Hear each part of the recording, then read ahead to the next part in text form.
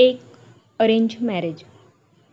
एक छोट्याशा गावात साक्षी नावाची एक हुशार पण थोडीशी अंतर्मुखी मुलगी राहत होती.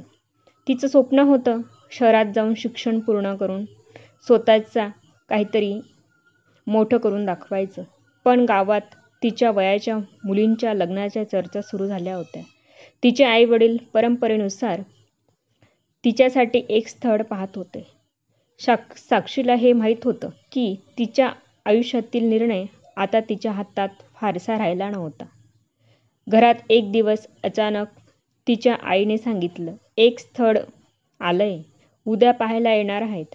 दुसऱ्या दिवशी सकाळी साक्षीने हलकेच ओढणी डोक्यावर घेतली आणि खोलीच्या एका कोपऱ्यात शांतपणे बसून राहिली.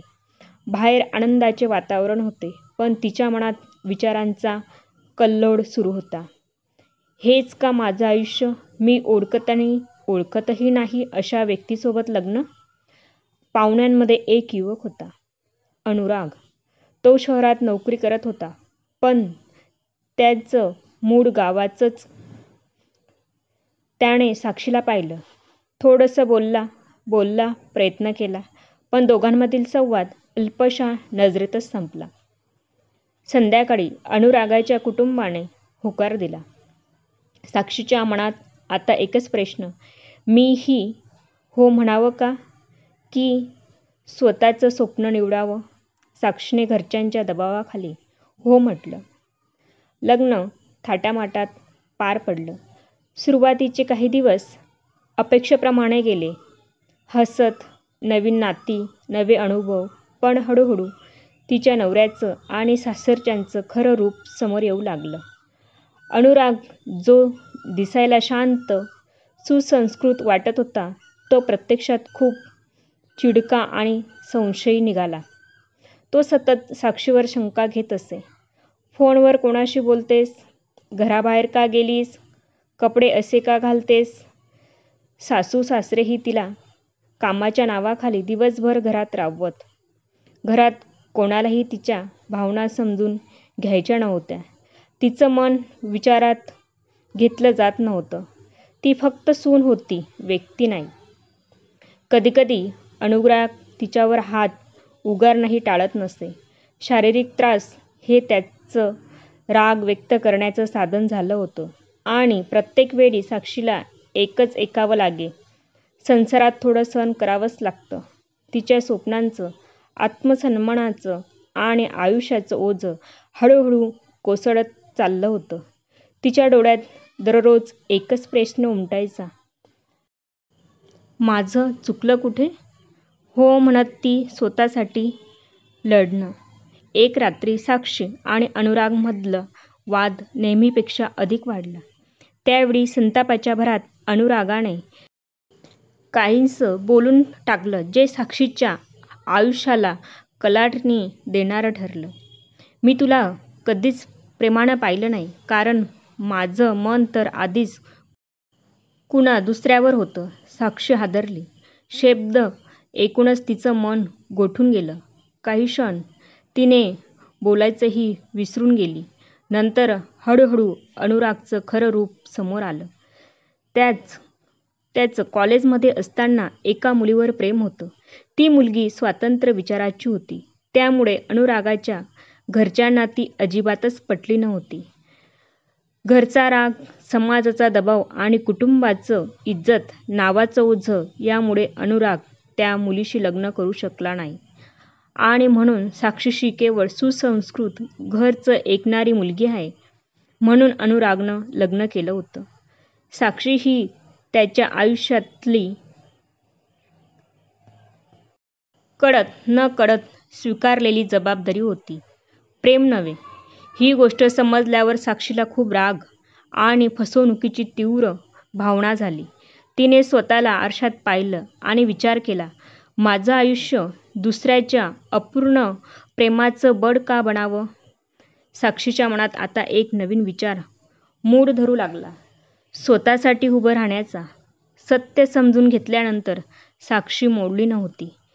ती तयार झाली होती. ती समजून गेली होती की जर तिला हे नातं टिकवायचं असेल तर फक्त सहन करून बसून चालणार नव्हतं. तिला बदल घडावा लागेल, स्वतःत आणि अनुरागाच्या मनातही. तिने रडणं थांबवलं. आता तिच्या डोळ्यात प्रश्न न होते, निर्धार होता. ती हळूहळू आपल्या वागणुकीत बदल करू लागली. कुठे थोडं अधिक प्रेम, कुठे काळजीपूर्वक संवाद. अनुराग जरी अजूनही भावनांनी कोरडा वाटत होता, तरी तो तिच्या प्रयत्नांकडे दुर्लक्ष करू शकत नव्हता. साक्षीने अनुरागाच्या आवडीनिवडी जाणून घ्यायला सुरुवात केली. त्याला कॉफीची चव आवडते, संगीतात शांत गाणी आणि कामातून दमून आल्यावर शांततेची गरज. तिने त्याच्या आयुष्यात हळूहळू आपलं स्थान निर्माण करायला सुरुवात केली. एका मित्रासारख्या, एका साक्षीदारासारखं. एक दिवस अनुराग ऑफिसातून दमून परतला आणि त्याला साक्षीने स्वतः तयार केलेली त्याची आवडती कॉफी दिली. तो काही क्षण तिला बघत राहिला. त्या नजरेत पहिल्यांदाच कृतज्ञता आणि ओलावा होता. साक्षीने एका रात्री त्याच्याशी मोकळं बोलायचं ठरवलं. शांतपणे म्हणाली, तुझं पहिलं प्रेम मी विसरू शकत नाही, पण मी तुझ्यासोबत आयुष्य घालवत आहे, ते खरं मनापासून. तूही एकदा संधी देऊन बघ आपल्याला. त्या रात्री अनुरागाने पहिल्यांदाच तिचा हात हातात घेतला.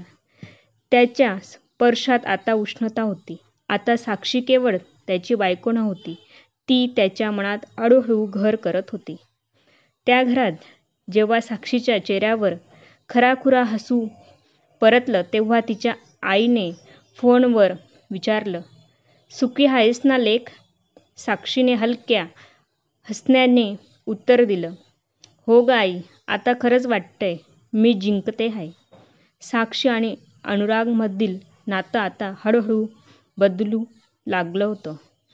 जिथं कधी राग, शंका आणि अबोला होता, तिथं आता संवाद, विश्वास आणि थोडं थोडं प्रेम उमलू लागलं होतं.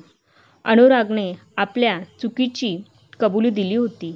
एक शांत सकाळी त्याने साक्षीसमोर सहज म्हटलं, कदाचित तूच ती आहेस जिला मी खरंखुरं प्रेम देऊ शकलो असतो, पण उशिराने समजलो.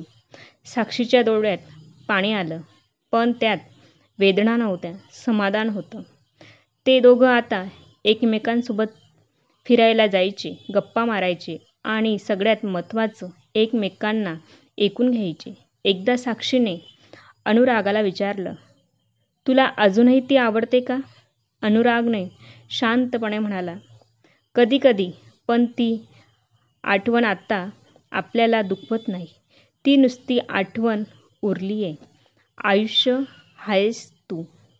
या नात्यात साक्षीने तिचं आत्मभान हरवून दिलं नव्हतं. ती स्वतःचा अभ्यासही सुरू ठेवत होती आणि घरातील जबाबदाऱ्या निभावत होती. अनुरागही तिला साथ देऊ लागला, मानसिक, भावनिक आणि कधीकधी घरकामातही. त्याच्या आयुष्यात एक नवीन पान उघडलं, जिथं प्रेम जबरदस्तीचं नव्हतं, तर समजून घेतलं गेलं होतं. एक अरेंज मॅरेज आता प्रेमविवाहात परावर्तित झालं होतं.